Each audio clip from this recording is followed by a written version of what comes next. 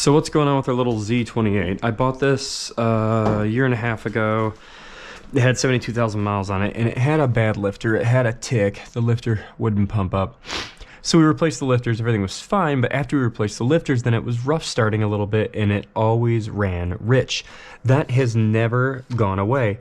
I did find 3 of the injectors that I had replaced, because I replaced all 8, and I threw away the original ones because I'm an idiot. But this is what I replaced it with, the CarQuest. 3 of these leaked out of the box. It was leaking down in about 2 minutes, all the pressure was when you shut the car off. So it's been running like that for a while now. I fixed the leaky injectors, but now we're gonna replace it with these injectors, which are also a Bosch, made by apparently the same company, but these look very different. So what's interesting is these are very different injectors. They're both Bosch, they're both similar, but they're definitely not the same. So here's the back side, obviously all the same dimensions, same plug, same height, all that stuff. But look at this, there's a double seal here on this one, and I don't know if you can see it, but this has 4 jets. This one looks like it has 1, 2, 3, 4, 5, 2, 4, 6 jets.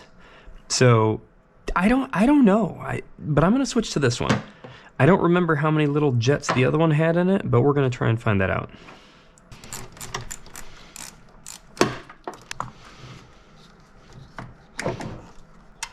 Does this system hold pressure? I mean, I think it's supposed to hold fuel pressure. For how long, I don't know. I mean, maybe it shouldn't. I don't know. I just feel like it should hold pressure. Maybe I'm wrong. This does have a return line, right? This is that fuel return line.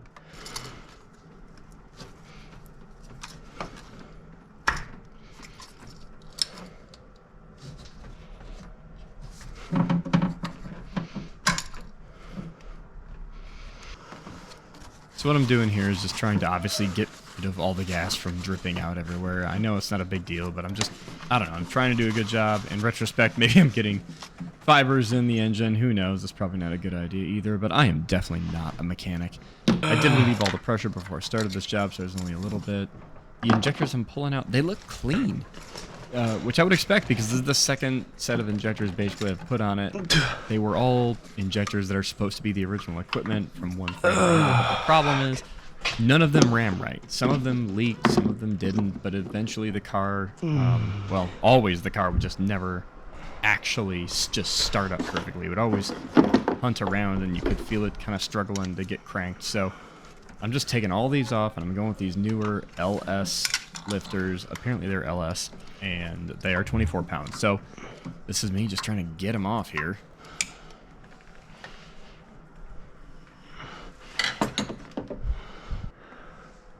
Looks clean as a whistle.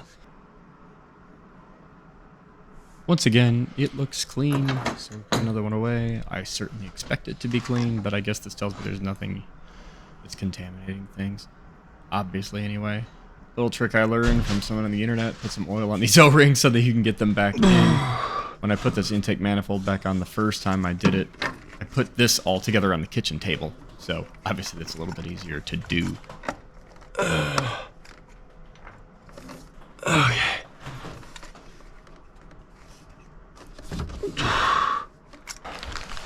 I know it seems like a lot, but I'm not actually this out of shape. You hear me keep groaning on top of the engine, but what you may not understand is if you work on an F-body, or if you are a mechanic, I am leaning all the way forward on this, and I'm like laying on the top of the engine, but also still trying to reach. My feet are up against the garage door, pushing against it just so I can get far enough to work on the thing.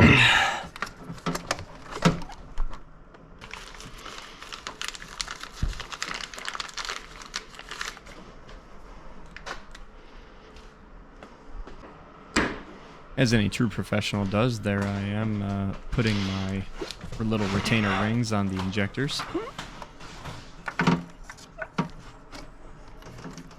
And one of the hardest things about getting this stupid thing back together was the clip.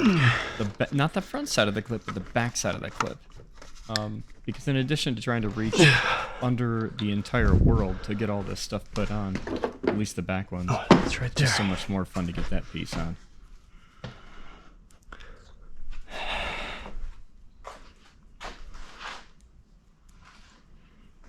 again using my custom tool here.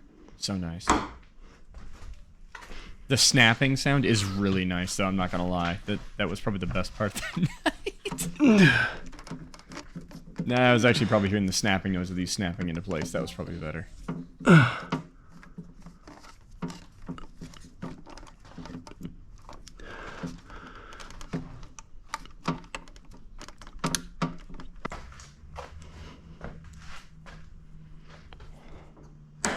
I put that noise in it again, just for you guys.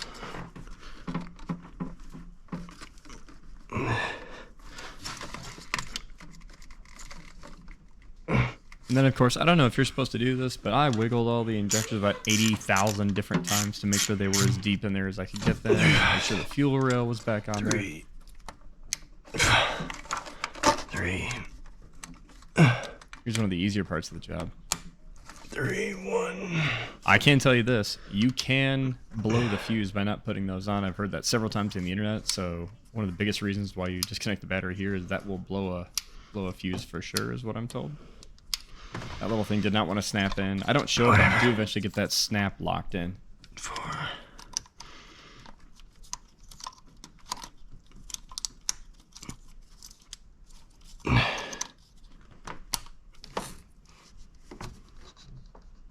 Let's go ahead and put the battery back in.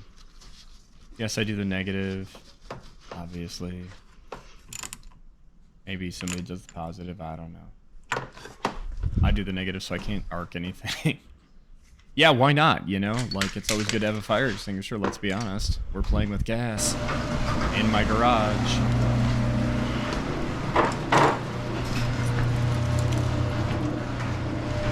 I'm sure a good mechanic would have taken half the time.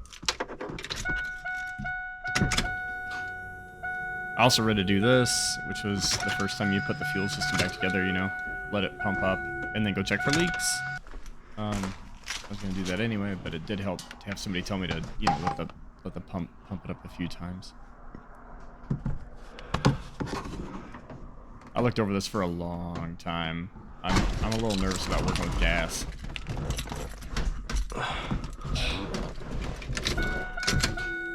Frank. A little struggle and she came right to life. It was really cool. I'm not gonna lie. I don't see any massive leaks.